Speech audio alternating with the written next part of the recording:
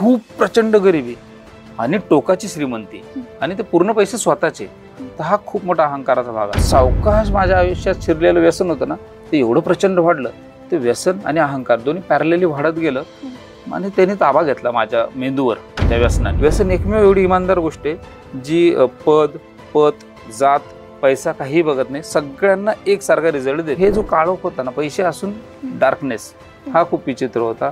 आणि व्यसन काय आणतं, तर व्यसन चांगल्या वस्तूमध्ये एक जसं म्हणा भूत म्हणतो आपण, घाबरवण्याची गोष्ट आहे किंवा एक निगेटिव्ह गोष्टी त्या घराला शापित करून टाकतं, त्या पूर्ण कुटुंबाला. तर आकड्यात सांगावं तुम्ही कोटभर रुपयाच्या पुढं माझ्यावर कर्ज होतं. बर्फाच्या पाण्याने आंघोळ करणे आणि ते पहाटे लवकर उठून, तो एक थोडासा डिफिकल्ट वाला भाग होता. माझी स्वतःची सायकल 300 रुपयाची होती 1993 साली. आता मी जी बायसिकल वापरतो ती 7 लाख रुपयाची. अशा 3 सायकल आहे माझ्या स्वतःच्या. मी सिगरेट पितोय गॅलरीत जाऊन आणि मी माझ्या अपत्यांकडनं किंवा माझ्यापेक्षा लहान जे आहेत घरात त्यांच्याकडनं जर अपेक्षा करतोय ह्याने कधी स्मोकिंग करू नये, तर ते होणार नाही. नमस्कार, मी सृष्टी आणि आपण पाहताय अपडेट MH. आजच्या या विशेष चर्चेत मी आपणा सर्वांचं मनापासून स्वागत करते. मित्रांनो, आयुष्यावरती प्रेम करा, स्वतःवरती प्रेम करा, जग तुमच्यावरती आपोआप प्रेम करायला लागतं. आणि याच उक्तीला सार्थ ठरवणारं एक व्यक्तिमत्व आज आपल्या सोबत आहे, ज्यांच्या आयुष्याच्या प्रवासाकडे पाहिलं तर नक्कीच प्रत्येकाला आपल्या आयुष्याकडे बघण्याचा दृष्टिकोन सकारात्मक होऊन जातो. आयुष्याच्या खडतर प्रवासावर चालत 5 वेळा आयर्नमॅनचा किताब पटकवणारे नितीनजी घोरपडे सर आपल्या सोबत आहे. सर, स्वागत आहे तुमचं आमच्या पॉडकास्टमध्ये. तर सर, आज इथं जे लोक बसलेली आहेत त्यापैकी कित्येकांना माहिती नाहीये की नेमकं हे आयर्नमॅन काय आहे आणि जगातल्या सर्वात जास्त अवघड शर्यतींपैकी एक याला का मानलं जातं. आयर्नमॅन हा एक टायटल आहे. स्पोर्ट्स ऍक्टिव्हिटी म्हणतात. ट्रायथलॉन एक स्पोर्ट्स असतो ज्यामध्ये 3 खेळांचा समावेश असतो: स्विमिंग, सायकलिंग आणि running. Swimming 3.8 approximately 4 kilometre, cycling 180 kilometre आणि त्यानंतर 42 किलोमीटर रनिंग. हे तिन्ही एकामागे एक 16 तासाच्या आत करायचं असतं देशानुसार. एशिया खंडामध्ये 17 तास. तर हा सलग करण्याचा जो खेळ आहे 18 तासात 17 तासात, त्याला आयर्नमॅन म्हणलं जातं. हे मी बाहेर देशात 5 वेळा केले. फर्स्ट 2018ला Hamburg, Copenhagen, then Estonia, Tallinn आणि मागच्या 2024ला ऑगस्टमध्ये मी इटली येथे केला. अच्छा. तर म्हणजे आपण पाहिलं की जगातील सर्वात अवघड शर्यत का म्हटलं जातं याचं उत्तर आपल्याला मिळालं. तर सर, आपण येऊया तुमच्या आयुष्याकडे. तर असं असतं की प्रत्येकाच्या आयुष्यातलं बालपण हा म्हणजे त्याचा सुवर्ण काळ असतो, प्रत्येकाच्या बालपणीच्या आठवणी असतात. पण तुमचं बालपण हे खरं तर खडतर गेलेलं आहे असं मला कळालं. तर बालपणाबद्दल काय सांगाल. बालपण आता काय होतं, खूप वेळा आणि खूप वेळेनंतर त्या गोष्टीवर बोललं ना तर ते थोडं नाटकी रूपांतर त्याला आपोआप येतच. जेव्हा मी माझ्या बालपणातून चाललो होतो ते नॉर्मल होतं, कारण तेव्हाची जी परिस्थिती होती ती सभोवतालची संपूर्ण तशीच होती. मी काहीतरी वेगळ्या एक वेगळा वर्ग आणि मी वेगळा वर्ग अशात काही नव्हतो. पण जसं असं वेळ गेला आणि जाणता होत गेलो ना, तेव्हा कळलं की आपण खूपच प्रवासात मागे काय की. आणि तो आर्थिक भाग जास्त होता. माझी आई सिंगल मॉम असल्यामुळं त्या ज्या काही ऑब्स्टिकल्स असतात लाईफमधल्या त्या तिला फेस कराव्या लागल्या आणि आपोआपच ते पडसाद आमच्यावर उमटले. आम्ही 4 भावंड, मग मी आणि थोरला भाऊ, आमच्यावरच थोडं जास्त जिम्मेदारी होती आईला साथ देण्याची. आता आपण तेच TV सिरियल मूवीमध्ये थोडं इझिएस्ट वाटतं, कारण ते ब्रेक 2-2 मिनिटाच्या ब्रेक नंतर दिसत असतं आणि एंटरटेनमेंट असतं. ते जेव्हा रिअल लाईफमध्ये असतं ना ते खूप अवघड असतं. आणि परत त्या अवघडची मी तुम्हाला व्याख्या हीच सांगेल की कम्पेअर जेव्हा करणं सुरू झालं ना तेव्हा ते अवघड वाटलं. ते जेव्हा आम्ही जगत होतो तेव्हा ते अवघड नव्हतं, तेव्हा तो नित्यक्रम होता की तेच आपल्या आयुष्याने एक चौकोन होता. पण आजचा जर कम्पेअर केला तर नक्कीच खडतर होतं की सकाळी उठल्यावर संध्याकाळी जेवणाची तयारी, संध्याकाळच्या जेवणाची सोय करणे हेच आयुष्याचं ध्येय असायचं. जवळपास 8वी ते 9वी म्हणजे वयाच्या 14-15 वर्षापर्यंत आमच्या पूर्ण कुटुंबाचं टार्गेट हे सायंकाळच्या म्हणजे उदरनिर्वाहावरच होता. ते चांगलंच खडतर, म्हणजे जनरल लाईफ नाही जगलो. अच्छा.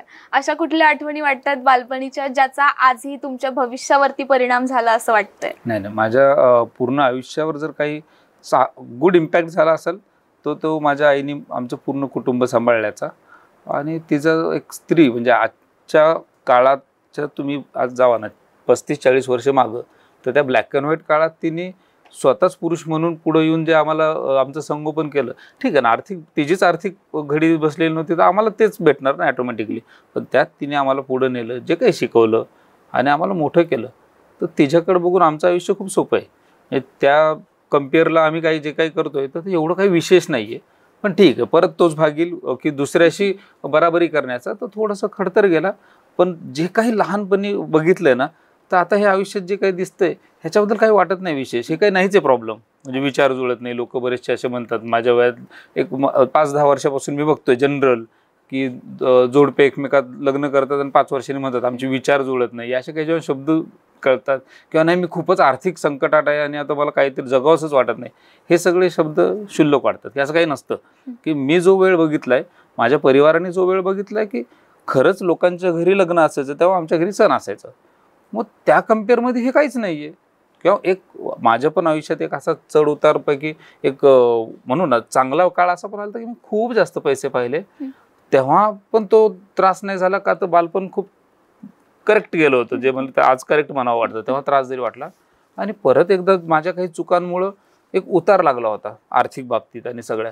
तर तेव्हाही ते फेस करायला तीच ताकद भेटली की जे खडतर आयुष्य घालवलं 14व्या 15व्या 16व्या वर्षापर्यंत, ते सगळं फेस करायची ताकद मला आईकडून आणि तिच्या केलेल्या त्या सगळ्यातनं, ते तिला आज पण आम्ही तेवढं अप्रिशिएट करत नाही जे तिला केलं पाहिजे.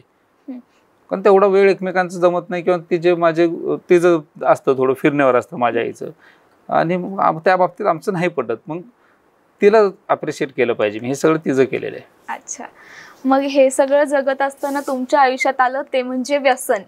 मग हे व्यसन नेमकं कुठून आलं तुमच्या आयुष्यावर, आणि ते व्यसन तुम्हाला कुठून कुठपर्यंत घेऊन गेलं?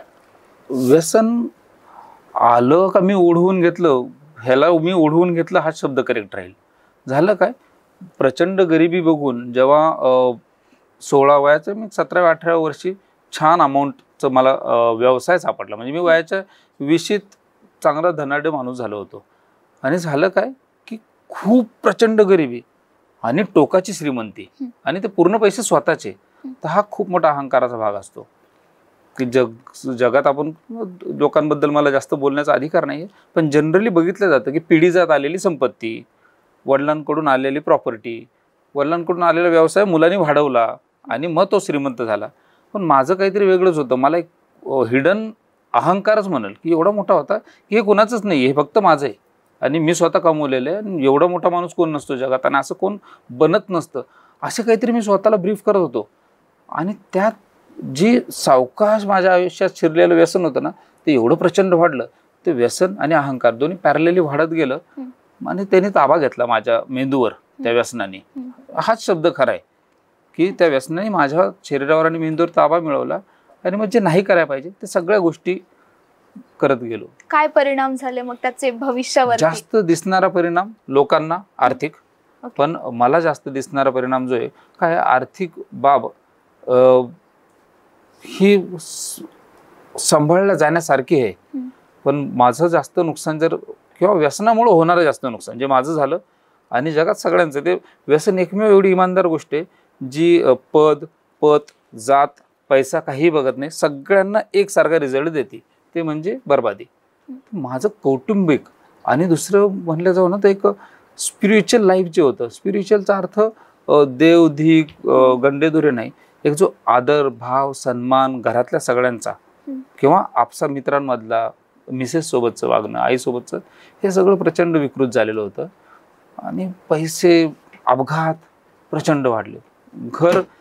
पूर्ण घर सर्व भौतिक वस्तूंनी भरलेलं, पण त्या घरात स्मशान शांतता आणि 12 महिने सुतकाचं वातावरण असायचं. तर हे जो काळोख होता ना, पैसे असून डार्कनेस, हा खूप विचित्र होता. आणि व्यसन काय आणतं, तर व्यसन चांगल्या वस्तूमध्ये एक जसं म्हणा भूत म्हणतो आपण, घाबरवण्याची गोष्ट आहे किंवा एक निगेटिव्ह गोष्टी त्या घराला शापित करून टाकतं, त्या पूर्ण कुटुंबाला. आणि त्या एक माझ्यासारख्या व्यक्तीमुळं सभोवतालचं पूर्ण कुटुंब डिस्टर्ब होऊन जातं आणि ते बर्बाद होऊन जातं. कारण घरात सगळे लोक पिल्यासारखे वागतात. शब्द जरी ना आवडता असेल तर त्यांची चूक नसताना ते त्यात अडकले जातात, रगडले जातात. आणि दुसरी गोष्ट, आपल्या भारतीय संस्कृतीमध्ये थँकलेस जॉब जर कोण करत असेल ती घरातली स्त्री, मग ती आई, बहीण, मुलगी कोणत्याही स्वरूपात जन्माला येऊ, तिचे सगळे जॉब थँकलेस असतात. आणि तिच्यावर हा सगळ्यात जास्त इम्पॅक्ट होतो. तो माझ्या परिवारात जेव्हा मी व्यसनात होतो तेव्हा माझं लग्न झालेलं होतं. त्यामुळे सगळ्यात जास्त इम्पॅक्ट जो झाला तो माझ्या मिसेसवर आणि तिचं विनाकारणचं तारुण्य मी खराब केलं. अच्छा. तर मग तुम्ही असं म्हणालात की व्यसनाने मेंदूवरती ताबा घेतलेला होता. मग असा कुठला क्षण होता जेव्हा आयर्न मॅनची संकल्पना डोक्यात आली किंवा मला आयर्न मॅन व्हायचंच आहे हा निश्चय पक्का झाला? ह्या दोन्हीचा कुठंच काही संबंध नव्हता. स्पोर्ट्सचं जर माझ्या आयुष्यात तुम्ही बघताल तर मी 8वी 9वी 10वी मी पेपर बॉय होतो. सकाळी 300 पेपर टाकायचो. तर तेवढाच काय माझा सायकलीशी संबंध येत असेल तर तेवढाच, बाकी माझा काही संबंध नाही स्पोर्ट्सचा. तो माझी दारू थांबली हा शब्द मी वापरेल. माझं व्यसन थांबलं. व्यसन हे माझं 2010 साली. तर हा मागचा जो 15 वर्षाचा कालावधी आहे ना त्यातल्या 5 वर्षात माझं वजन प्रचंड वाढलं आणि ते वजन 42 किलो. म्हणजे जेव्हा माझं व्यसनातला शेवटचा पिरियड होता तेव्हा मला लिव्हर सिरोसिस झाला होता. माझं वजन झालं होतं 42 kg. 42 kg. आणि डॉक्टरनी हात वर केले की आता हा जगणं मुश्किल आहे, का आता हा वेडा तर झालेलाच आहे, ह्याच्या मेंदूवरचा याचा ताबा गेलाय आणि आता काही दिवसात परत एक थेंब सुद्धा दारू ह्याच्या मृत्यूचं कारण ठरणार आहे. त्यातनं काही संस्था काम करतात व्यसनांवर. अल्कोहोलिक अनॉनिमस आहे, व्यसनमुक्ती केंद्र आहेत पुण्यातले, मुक्तांगण रिहॅबिलिटेशन सेंटर, डॉक्टर बाबा आमचट, आनंद नाडकर्णी, ह्या सगळ्या लोकांच्या मदतीने मी ह्या गोष्टीतनं बाहेर पडलो. आणि जेव्हा बाहेर पडलो तर पहिल्या काही महिन्यात फिजिकल इम्प्रूव्हमेंट होणं सुरू झाली. म्हणजे मला विसरभोळेपणा ह्या सगळ्या गोष्टींचा जास्त त्रास सुरू झाला आणि हळूहळू फिजिकल रिकवर जे मी होत गेलो तर पहिल्या 3 ते 4 वर्षात फिजिकल रिकव्हरी, फायनान्शियल रिकव्हरी झाली. माझा व्यवसाय जो खूप मोठं नुकसान, म्हणजे मी जेव्हा व्यसनाचा माझा शेवटचा दिवस होता तर आकड्यात सांगावं तर मी कोटभर रुपयाच्या पुढं माझ्यावर कर्ज होतं. ही 2010ची गोष्ट. आणि व्यसन थांबल्यावर पुढील 3-4 वर्षात ती घडी लेवलला आली. म्हणजे ते NPS म्हणून आपण हप्ते थकलेले असतात तर रेग्युलरला झाले आणि माझा व्यवसाय पण छान सुरू झाला. कारण जो एक फेलोशिप, जे आजूबाजूचं एक सर्कल होतं ना, जेव्हा मी व्यसनापासून दूर झालो तेव्हा एक वेगळं सर्कल होतं आणि तेव्हा माझे असे सर्व मित्र होते की ज्यांचं पास्ट असंच काहीतरी होतं आणि त्यातनं ते बऱ्याच वर्षापासून बाहेर आहे. मग अशा मित्रांसोबत, अशा फेलोशिप सोबत राहिल्यामुळं पॉझिटिव्ह गोष्टी मला शिकायला मिळाल्या. त्यातली मेन पॉझिटिव्ह गोष्ट नाही, तसं नाही म्हणणार मी, की व्यवसायात बरा झालो, आर्थिक संकल्पना थोडीशी नीट झाली आणि त्यात मी जाळा झालो. ओबेसिटी, माझं वजन 87 किलो झालं. म्हणजे 42 वरून डायरेक्ट 87 पुढच्या 3 ते 4 वर्षात. आणि 2010 ते 2014 ह्या प्रवासानंतर दुसरा मला त्रास सुरू झाला. व्यसन नव्हतं आता आयुष्यात, पण तो अहंकार होता की मी व्यसनावर पण मात करू शकतो. आणि दुसरा म्हणजे मला चालता फिरताना त्रास व्हायचा. एक मजला, आता जसं इथून 10 पायऱ्या चढलो ना, हा त्रास तेव्हा खूप भयंकर होता. मला बसावं लागायचं, घाम यायचा. आणि त्याच्यामुळे मी ते फोटो शेअर करेल नक्की तुम्हाला, की एकदमच असं कम्प्लीट ते शेड जसं म्हणतात तसं काहीतरी झालेलो मी, 87 kg. आणि मग त्या त्रासातनं बाहेर येण्यासाठी मी वर्षभर पैसे देऊन इलाज करायचा प्रयत्न केला. मला वाटलं पैसे दिलं तर वजन कमी होईल, तसं काही झालं नाही. एंड रिझल्ट मला व्यायाम करावा लागला, जो सगळे सजेस्ट करत होते डॉक्टर, आणि तो मलाच करावा लागला. मला त्यातही वाटत होतं कुणीतरी माझ्यावरचा व्यायाम करावा, तो झाला नाही. व्यायाम केला आणि व्यायामाची जी दौड आहे ती सुरू हळूहळू एरोबिक्स कडून योगाकडून मग मी रनिंगकडे वळलो. आणि मग रनिंगचा प्रवास जो आहे, सायकलिंग, स्विमिंग आणि मग ट्रायथलॉन, आयर्नमॅन, असा तो 2015ला व्यायामाचा प्रवास सुरू झालेला. 2018ला मी फर्स्ट आयर्नमॅन अटेम्प्ट केला. अच्छा, नक्कीच.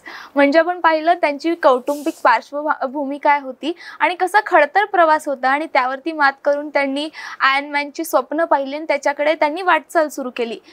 आपण आता पार्श्वभूमी पाहिली, कौटुंबिक पार्श्वभूमी पाहिली, पण नेमकं नितीन घोरपडे टू आयर्नमॅन हा प्रवास काय होता आणि त्या प्रोसेस काय होती आयर्नमॅन बनण्याची नेमकी? सुटसुटीत करून सांगायचं झालं ना, काय होऊन जातं, आयर्नमॅन म्हणलं काहीतरी मोठं असं काही नसतं. ते तुम्ही सुद्धा सातत्याने व्यायाम केला तर हे होऊ शकतं. प्रोसेस थोडीशी होती. काय होतं, मला सवय की ही गोष्टी सोप्या करून सांगायच्या, कारण इझी करून जोपर्यंत सांगत नाही ना तोपर्यंत दुसऱ्याला करता येत नाही. उगाच मी काहीतरी केल्यासारखं सांगायचं आणि त्यातनं समोरच्यालाच काही निष्पन्न नाही, उगाच काय, तो भाग होता सुरुवातीला. आता आयर्नमॅन बऱ्याच वेळा झाल्यामुळे हे झालंय की जमिनीवर कसं राहायचं हे कळते आता. साधारणतः मला ह्याची तयारी पहिल्या वर्षी खूप जास्त करावं लागली. विदेशांमधलं तापमान कमी असतं, पाण्याचं खूप थंड पाणी असतं. त्यामुळं प्रॅक्टिसचा भाग म्हणून मला बऱ्याचदा आईस बाथ घ्यावा लागला, जो की खूप वाईट प्रकार असतो. बर्फाच्या पाण्याने आंघोळ करणे आणि ते पहाटे लवकर उठून, तो एक थोडासा डिफिकल्टवाला भाग होता. स्विमिंग मला यायची, पण ट्रॅडिशनल स्विमिंग.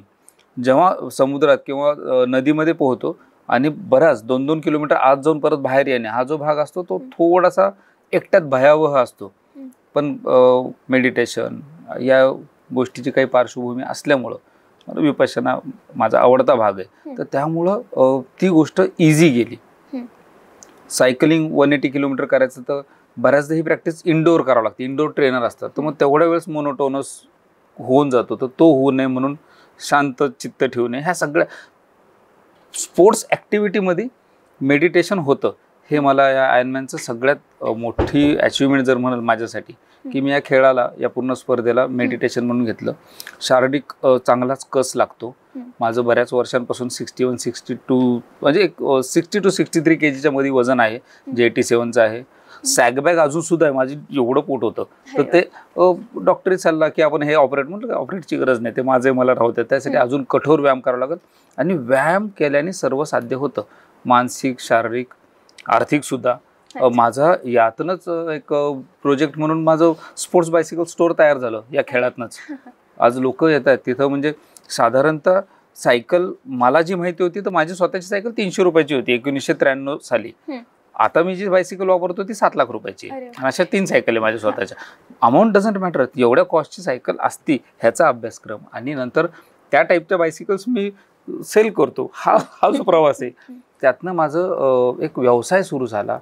एक जे लोक, माझं कनेक्ट जो होता तो एक 10 लोकांशी होता माझ्या पूर्व व्यवसायानुसार ट्रान्सपोर्टच्या. पण या स्पोर्ट्समुळे आता हजारो लोकांशी माझे छान पॉझिटिव्ह कनेक्शन झालेले आहेत. हेल्थबद्दल चर्चा होती सकाळपासून संध्याकाळपर्यंत. हा खूप मोठा भाग आहे. सगळ्यात मोठी माझी जर अचिव्हमेंट असेल आयर्नमॅन ह्या प्रवासातली, तर माझ्या घरात हे पडसाद उमटलेत. माझ्या मुलांनी त्याच्या 18व्या वाढदिवसाला, म्हणजे ज्या दिवशी तो 18 वर्षाचा झाला, on that day he did Ironman. त्यांनी सुद्धा किताब पटकावला. तर ह्याच्यापेक्षा मोठं एक वडिलाला बक्षीस असूच शकत नाही आयुष्यात, आणि तो करतोय. आता त्यानंतर तो त्याची प्रॅक्टिस करतोय. तर ही रूढी घरात काय, जे मी वागल ते घरात उमटल, हा अट्टहास असायचा आधी मला, की मी जो व्यवसाय करतो तो माझ्यानंतर माझ्या मुलांनी करावा, किंवा ते केलाच पाहिजे, त्यांनी शाळेत गेलाच पाहिजे, अभ्यास. आता नाही. आम्ही दोघं स्पोर्ट्समध्ये असल्यामुळं आमचं एक हेल्दी कॉम्पिटिशन असतं की कोण चांगली प्रॅक्टिस करते, त्यात तो गोल ॲटोमॅटिकली होतोय. आज माझा जो काही कामाचा भाग आहे व्यवसायाचा, तो पूर्णतः सांभाळतोय, कारण तो त्याच्या आवडीचा आहे. बरोबर. तर यातनं एक छान मेसेज मी माझ्या वयोगटातले जे आहेत, जे पॅरेंट भूमिका ज्यांची आहे, की त्यांना त्यांच्या अपत्यांमध्ये जर काही चेंज नॅचरल पाहिजे असेल, तर तो चेंज स्वतःच करावा लागेल. नॉट नेसेसरी की आयर्नमॅनच करा. आणि कॉमन मॅन आणि जंटलमन म्हणून जरी वागताल, तर अपत्य तसे वागताल. मी जर माझ्या घरात तंबाखू चोळत बसलोय, तर मी माझ्या मुलांकडनं अपेक्षा नाही करू शकत त्यांनी तंबाखू खाऊ नये. बरोबर. एक दिवस होणारच येतो, म्हणून बाबा थोडं चुना द्या. मी सिगरेट पितोय गॅलरीत जाऊन, आणि मी माझ्या अपत्यांकडनं किंवा माझ्यापेक्षा लहान जे आहेत घरात त्यांच्याकडनं जर अपेक्षा करतोय ह्याने कधी स्मोकिंग करू नये, तर ते होणार नाहीये. I need to quit first मी माझ्यापासून. Sobriety begins from home. सुधारणा ही घरापासूनच सुरू होते, आणि ती सुधारणा माझ्यापासून, घरापासून म्हणजे माझ्या मुलामुलीपासून नाहीच, ती माझ्यापासूनच झाली पाहिजे. मी जोरात बोलतोय तर ते माझ्या घरात उमटणार आहे. मी माझ्या मिसेसला किंवा घरात शिव्या देतोय तर त्या रिबॉन्ड होणार आहे, त्या दुसऱ्या मुखात नाही येणार आहे. मला नाही येणार, पण ते इकडे तिकडे तेही मला आवडणार नाही. जर मला माझ्या घरातलं वातावरण छान पाहिजे असेल, तर हे मला वागावं लागेल. हे मला या स्पोर्ट्स ॲक्टिव्हिटीने शिकवलं. अच्छा, नक्कीच. मग आजपर्यंतच्या स्पोर्ट्स अचिव्हमेंट किंवा स्पोर्ट्स मधला प्रवास काय आहे? 5 जून 2015 मी पहिल्यांदा 8 किलोमीटर धावलो होतो. तो जो प्रवास आहे, त्यानंतर मी 10 किलोमीटर काउंट केलेच नाही. 21 किलोमीटर मी 100 वेळापेक्षा जास्त, ज्याला हाफ मॅरेथॉन म्हणल्या जातात, ते 100 पेक्षा जास्त स्पर्धा मी अटेम्प्ट केलाय. फुल मॅरेथॉन 42 किलोमीटर असतात, ते 10 वेळा मी अटेम्प्ट केलेत. 50 किलोमीटर मी 5 वेळा धावलोय. 100 किलोमीटरच्या स्पर्धा आय डिड 4 टाइम्स. साऊथ आफ्रिकेत एक 90 किलोमीटरची स्पर्धा असते, डर्बन टू पीटर मॅटरबर्ग्स. त्यात 2500 मीटर्स क्लाइंब करावं लागतं अप्रॉक्सिमेटली. ती मी 11 तासात पूर्ण केली. 12 तासाचा त्याचा कट ऑफ असतो. सायकलिंग मी 200 किलोमीटर, 300 किलोमीटर, 400 किलोमीटर, 600 किलोमीटरच्या स्पर्धा इन अ इयर थ्राईस केलेल्या आहेत. सी स्विमिंग 5 किलोमीटरच्या मी 4 स्पर्धा केलेल्या आहेत. आयर्नमॅन हा जो भाग आहे हा 5 वेळा केला आहे. आयर्नमॅन 70.3 यातला अर्धा भाग असतो, ज्यात 2 किलोमीटर स्विमिंग, 90 किलोमीटर सायकलिंग आणि 21 किलोमीटर रनिंग करायची असते. I did 8 times. आणि बऱ्याचशा अशा काही आहेत. ह्या सर्व करताना आज असं झालं की अजून काय करायचं यात माझा छान वेळ जातो.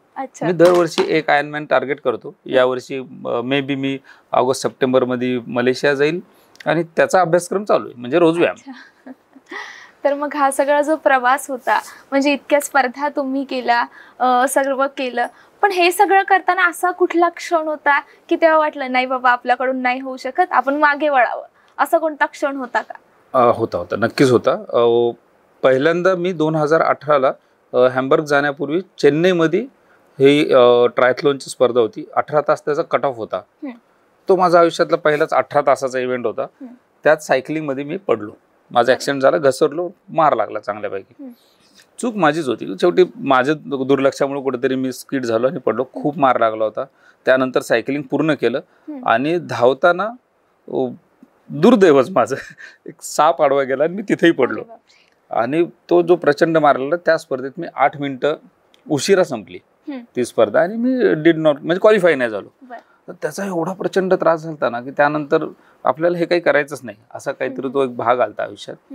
पण म्हणतात ना की आपलं सराउंडिंग पॉझिटिव्ह असलं पाहिजे आणि ते सराउंडिंग पॉझिटिव्ह ठेवण्यासाठी मीच जिम्मेदारी. का तर मी निवडतो माझे मित्र मला नाही निवडत. माझं सराउंडिंग मी माझ्या कम्फर्टनुसार निवडतो की मला काय पाहिजे. तर त्यात मी योगायोगाने जे निवडलेलं माझं सराउंडिंग होतं, त्यांनी मला म्हणतात अरे हेच खरी शिकवण आहे. आता हारलाय ना, हीच जीतची पायरी, अशी काय ते म्हणतो ना, तर त्यांनी त्या मोटिवेशनल टॉक म्हणून त्यांनी त्यांच्या आयुष्यातले काही गोष्टी शेअर केल्या आणि त्यातनं मला रिअलाइज झाले की नाही, हे अपयशच मला यशाकडनं येणार आहे. आणि तिथून मग ही छान पॉझिटिव्ह स्पर्धा स्वतःशी सुरू झाली. स्पर्धा ही फक्त माझ्या स्वतःशी असते हे मला माझ्या आयुष्यात कळलेलं आहे. इतरांशी मला काही तुलनाच करायची नाही. कालपेक्षा आज चांगलं वागायचंय. बस दुसऱ्यात बदल अपेक्षितच नाहीये. एकच व्यक्तीला मी आयुष्यात बदलू शकतो आणि तो व्यक्ती आहे मी. आणि मला बघून कुणी बदलत असेल तर त्याची इच्छा. तर मग ह्या सगळ्या प्रवासात अशी कोणती व्यक्ती होती ज्यांचा तुम्हाला नेहमी आधार होता किंवा ज्यांच्याकडे बघून वाटायचं की बाबा नाही आपल्याला हे करायचंच आहे? कुटुंब, मित्र किंवा आणखी कोणी? नाही, माझे मित्र आणि कुटुंब दोन्ही. आता इंडिव्हिज्युअली नाव घेतलं तर लिस्ट मोठी होईल किंवा मग कोणीतरी नाराज होईल, पण डेफिनेटली माझं कुटुंब आणि माझा मित्र परिवार या दोन्हीचाही खूप सपोर्ट आहे मला या गोष्टींमध्ये, स्पोर्ट्समध्ये, माझ्या कामामध्ये. आणि दिनमान आखल्या जातोय ना छान, ह्यात मी खुश आहे. आज म्हणजे सकाळपासून संध्याकाळपर्यंतचा दिनमान आखणे हे इथं मी आज महात्मा गांधी मिशनशी जोडलोय. आत्ताच नव्हे तर मी जेव्हापासून स्पोर्ट्स लाईफ कनेक्ट झालो 10 वर्षापूर्वीपासून, तेव्हापासून माझं सकाळी 5 ते रात्री झोपेपर्यंतचा एक दिनमान आखला गेलेला असतो. तो तंतोतंत पाळला गेला नाही तरी तो आखलेला असतो. आणि करेक्शन्स होत नाही, बरेच कामं दुसऱ्या दिवशी करतो, पण तो आखलेला असतो. त्यामुळे मला माहिती मला आज काय करायचंय. मी एवढा क्लिअर दिवस असतो आणि हा फक्त ह्या स्पोर्ट्स ऍक्टिव्हिटीमुळे. अच्छा, मग आज तुमच्यासाठी यश म्हणजे नेमकं काय आहे? म्हणजे अगोदरचे जे नितीन घोरपडे होते त्यांच्यासाठी यश वेगळं होतं आणि आज आयर्नमॅन साठी यश म्हणून वेगळं काही बदललेलं आहे का? माझं पूर्वीचं जर 2 मिनिटं पुढचे घेतो. एक काळ असा होता ज्यात मला यश असं वाटायचं की आम्ही फार गरीब आहोत, पूर्ण कुटुंब, आपण श्रीमंत झालं पाहिजे. ऍटलिस्ट घर, म्हणजे घर हे स्वप्न होतं की बहुतेक मरुस्तोवर होईल का नाही पूर्ण. ते ईश्वराने काही वर्षांमध्ये पूर्ण केलं. त्यानंतर खूप पैसे कमवणं ह्याला काहीतरी मी यश मानायचो. आणि हा वयाचा टप्पा असतो, हा नैसर्गिक आहे बरं का. कुणी 20शीतल्या मुलांनी यश म्हणजे खरं बोलणे असं काहीतरी बोललं तर ते समजायचं नाटकी चालले काहीतरी. त्या वयातलं ते यश योग्य आहे. त्यानंतरचे यश म्हणजे नाही, एक सुंदर स्त्री आपली बायको असावी, आपल्याला मोठं घर असावं, बंगला असावा, 4 कार असावा, हे यश वाटायचं. पण वयानुसार आणि अनुभवानुसार आज ज्या मी या टप्प्यात पोहोचलोय आणि जी माझी एक चौकोन आहे, माझं कुटुंब, माझं फ्रेंड सर्कल आणि माझं दिनमान, यानुसार यश हेच आहे की काल झालेल्या भूतकाळातल्या चुका, मग त्या चुकांची व्याख्या काही करत बसायची गरज नाही की ती चूक छोटी आहे का मोठी. त्या आज नाही झाल्या पाहिजे. कालच्या पेक्षा आजचा दिवस छान जगला गेला पाहिजे. आणि मला आहे ना आरशात बघितल्यावर स्वतःची लाज नाही वाटली पाहिजे कोणत्याच गोष्टीची. आणि कुणी जर मला हर्ट करते तर मला त्याचं खूप हर्ट झालं नाही पाहिजे. त्यातनं मी माझी काय इम्प्रूव्हमेंट करू शकतो याच्याकडे माझं लक्ष गेलं पाहिजे. माझं लक्ष माझ्यावर असलं पाहिजे, इतरांवर नाही. याला मी यश मानतो. अगदी बरोबर. मग आजच्या काळात आपण बघतोय की आपली जी तरुण पिढी आहे ती डिप्रेशन आलं, फेल झालो किंवा रिलेशनशिपचे प्रॉब्लेम आले तर व्यसनाधीनतेकडे वळतात.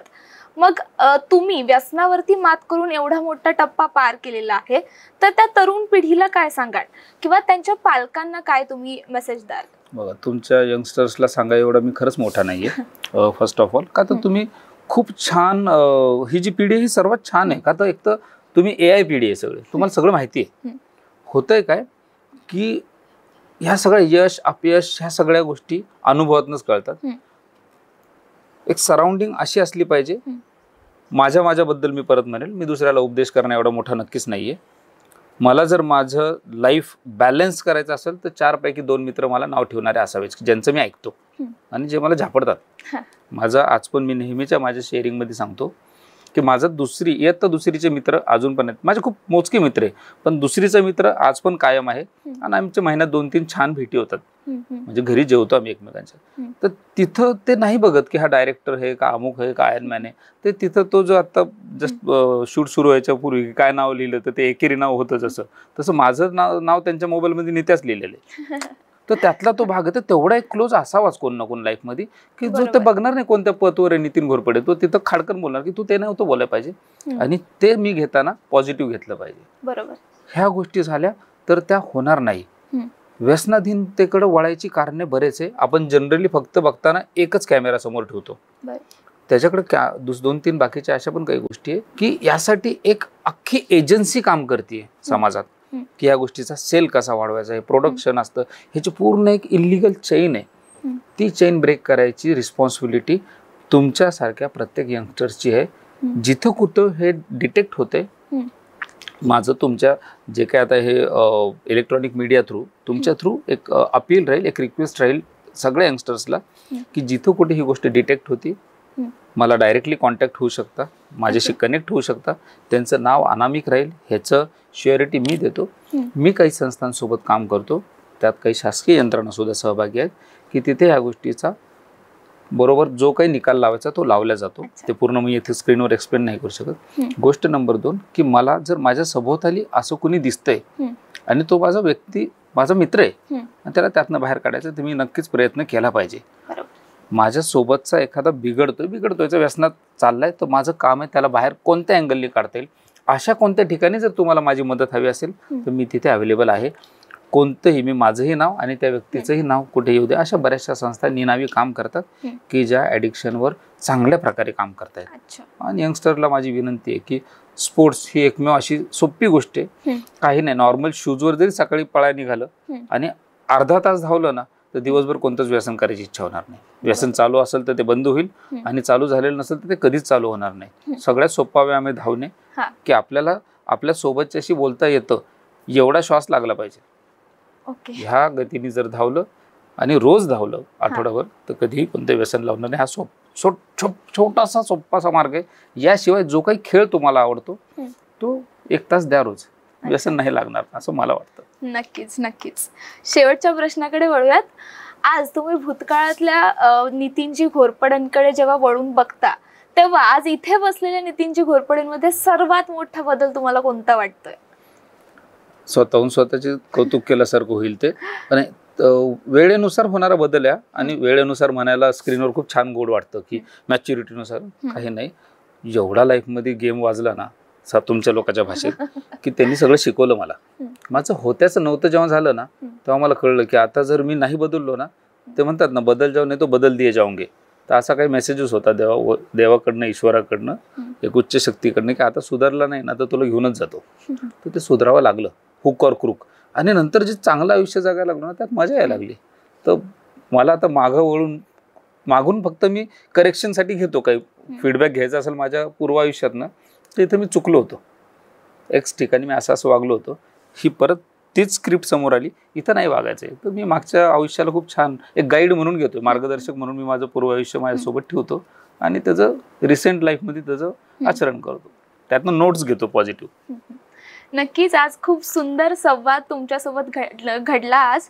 तर अशी लोक खूप कमी असतात ज्यांचा आयुष्याचा संघर्ष आपल्यासाठी प्रेरणा बनून जातो आणि नितीनजी घोरपडे त्याचंच एक मूर्तिमंत उदाहरण मला वाटतंय. आणि तुमच्या आयुष्यात जेव्हा कधी वाटेल की बाबा आता सगळं संपलंय, पुढं काहीच उरलेलं नाहीये, तेव्हा यांचा प्रवास तुम्ही नक्कीच आठवा. तेव्हा कळेल की जेव्हा काहीतरी शेवट होतो तिथूनच नवी सुरुवात होते, अंत हाच प्रारंभ आहे. नितीनजी घोरपडे सर, तुम्ही आज या ठिकाणी आलात, तुमचे मनापासून धन्यवाद. आणि आजचा व्हिडिओ जर तुम्हाला आवडला असेल तर नक्कीच लाईक करा आणि कमेंटमध्ये तुमच्या प्रतिक्रिया नक्की कळवा. आणि अशाच नवनवीन चर्चासत्रांसाठी आणि नव्या माहितीसाठी अपडेट MH ला सबस्क्राईब करायला विसरू नका.